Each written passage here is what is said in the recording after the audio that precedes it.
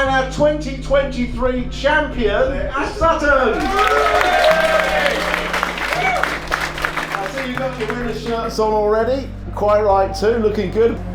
Sam, things have been going so well. You were looking potentially like with 2 races to go you could pull that off, and then absolute disaster in the last race. Yeah, I'm not really going to say much about that because I haven't thought of... but yeah, no, we were doing really well. We had the soft tyre on, we were flying. We got punted off at Druids. Stuff happens, you pick yourself up. It really knocked the car about. We're going down the straight with a load of opposite lock on, and every corner was like, drive it like you sold it type of thing. And yeah, he just didn't want to give up and fired me. But hey, always what it is. We're okay, so happy days. You're okay, that's the main thing. Is the car repairable for race 3 or not? I think they're doing it. The train. Right, I'm sure the guys will have a go. They will have a go to get you out. But look, overall it's been a brilliant season. You've had an overall podium. You're in contention right up until that last minute for the Jack Sears Trophy. It's been a fantastic year. You've had some incredible pace. Yeah, to be fair, it's been absolutely amazing. The year that we had and the result that we've got doesn't really do us justice for what we've learned and how we've come on. My teammates have just helped me on so much. It's been absolutely amazing. Look, that's what teamwork's all about, and you couldn't have 3 better guys to learn off. And I'm sure somewhere within the 3 driving styles, yours fits right in. Somewhere. Yeah. Right, we'll move on to DJ Robo. You seem to be pretty laid back today. There's nothing else to do, is there really? I mean, he's won the championship. I'm just looking forward to the bar later on, to be honest. Nothing else I'm looking to do. We just had one of those weekends, you know, we qualified well yesterday, we struggled in FP1 and FP2. Like, yeah. I was ready to go home after FP2, to be honest. I thought, I'll just retire. But I didn't. Qualify P4 behind this man. I got a good run behind him and it was good. I don't think there was much more in it for me. He proved there was, which was ever so upsetting, but anyway, it is what it is. I'll get over it one day. Race 1 and 2 have just been sort of 7th, 8th, yeah, average really. Thanks very much, Dan. Right, other Dan, DC, Dan Cammish, going well this weekend. Just had another 3rd place, that was fantastic. You're sort of rediscovering the formula at the start of the year, really, aren't you? You know, really pleased to be back, you know, I think where we belong, somewhere in the top 5 or 6, which I think realistically what we've had. Ash's had a stellar season. I think that needs to know what year he's having. Has he? 20 podiums. Has he? I don't know now. Which is just mad. It's 2 of every 3 races on the podium, which is quite an achievement, and more wins than I got fingers. But you've still got a job to do. You're 4 points behind Josh Cook for 6th place. You're not going to let that go, are you? Well, I think no, I'm not. You know, I think it's 5th, what's it? 5th, I think. 5th, sorry. Yeah. Sorry. That one place.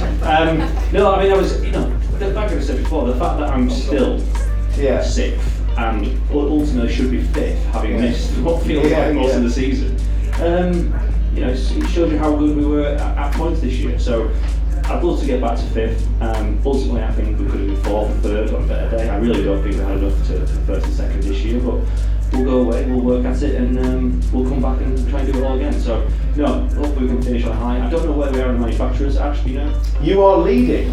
That's I'm going to come on to that. Right. But I will tell everybody. I just spoiled that. You have really, Well, Alliance Racing, the team that are running the car so successfully, are now beating BMW in the Manufacturers Championship, as well as leading the Teams Championship. That definitely deserves a round of applause. So yeah, still some work to do. Listen, ladies and gentlemen, the man that is setting new standards for this business of touring car racing, setting records seemingly every time you go out. A joint record number of pole positions this year, 6 pole positions. A record number of wins, now 12, who knows, might be 13 before we finish the day. We'll come back to that one. 4 titles joint with Colin Turkington and Andy Rouse. But at the youngest person to do that, I didn't win my title until I was 31. You've got 4 at 29. Jeez. Where are you going to go with it? The records just keep coming to you, mate. And, you know, the plaudits, we're running out of superlatives to describe your performance. And it's just a pleasure to watch. I say to people, you need to really take into account you're watching somebody that would have held their own in any era of touring car racing and is the master of his craft. I just can't praise you enough for what you're doing, mate. It's absolutely fantastic. But you are the champion. You must feel a huge sense of relief after race 1. Enjoyed race 2, apart from the safety cars. Tell us how you feel now, really. Firstly, good afternoon, guys.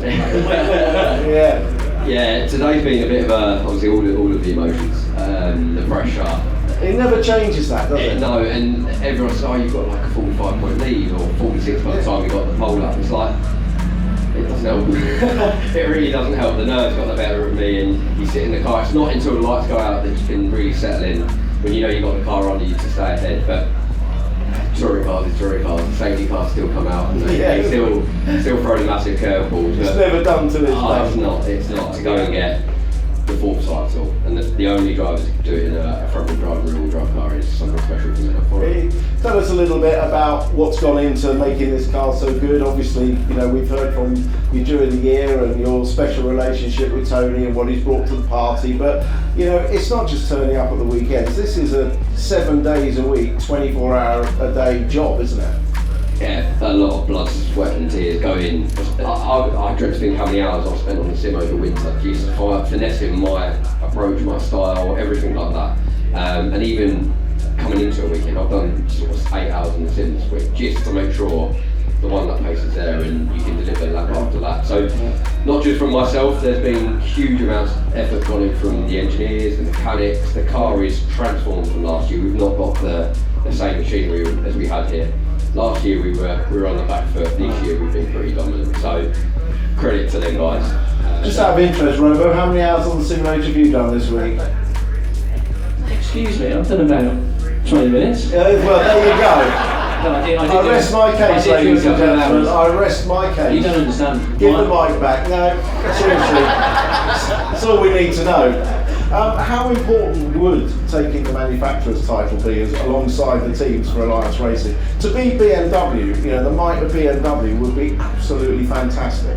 Yeah, I think that's realistically what I think me and Dan are collecting the points. That's what we need to be focused on this one, making sure that we're staying in the points. Obviously we've got a bit of a bonus of Colin coming from the back.